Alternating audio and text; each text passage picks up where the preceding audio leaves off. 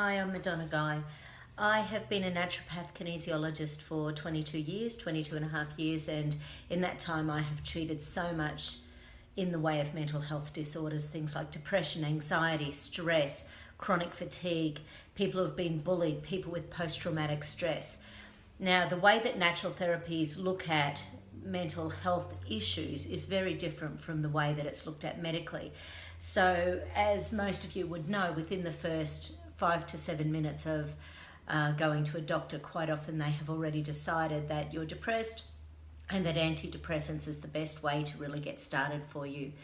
What we find when we are doing kinesiology on clients, and it doesn't matter which one of my practitioners find this, nearly always the adrenal glands are overworking. But when people are flat, it's a sign that they're totally exhausted. It's like that adrenal tap is on, but it's not getting replenished and regenerated. So therefore, people can have that little bit of energy while the adrenals have got something, and then they fall flat as a tack, and they get the signs that there's life and vitality within their cells, but it really doesn't last very long. So when we are looking at the neuroscience behind depression and anxiety, firstly, you want to make sure that someone doesn't have an underlying thyroid problem. Make sure you get a complete thyroid check. So I'm talking T4, free T3, reverse T3, thyroid antibodies, really, really important. Another thing is to make sure that there's no underlying mineral deficiencies, because if you are, say, hugely magnesium deficient, you cannot be making ATP, and ATP is our major energy molecule. If you've got no energy, of course you're going to feel depressed and exhausted, and your doctor's going to want to give you antidepressants.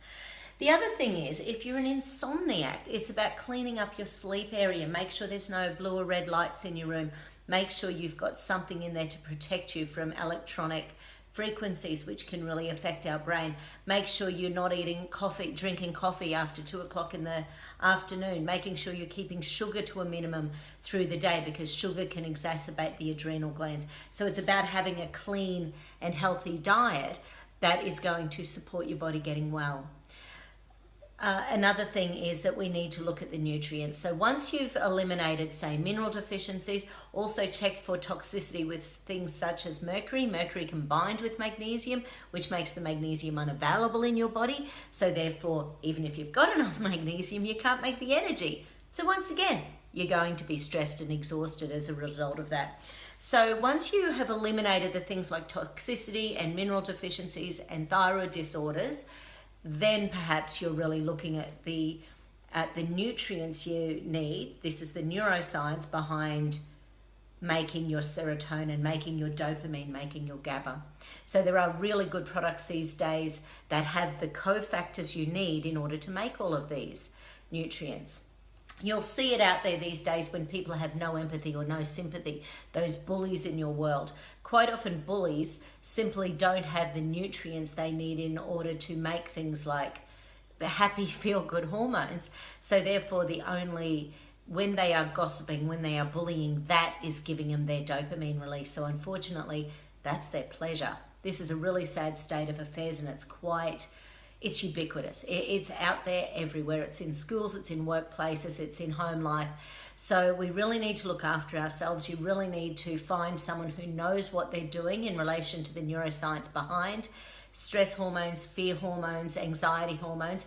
You need to work with someone who can help you deal with that stuff from the past. If there are post-traumatic injuries, if there was bullying, so that your brain starts to see it in a different light. You are not to blame if you've been bullied. You are not the bad guy. There's no need for shame and guilt in your life. I'll be discussing this a lot more, I'm sure. But anyway, have a fabulous day. Take care.